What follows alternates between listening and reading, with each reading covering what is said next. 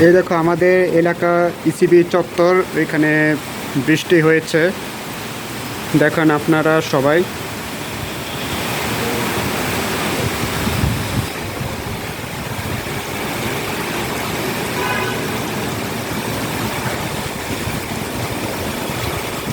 I বৃষ্টি ছেপে ধান দেবো মেপে, লেবুর পাতা গরম চা, চা বৃষ্টি ঘরে যা।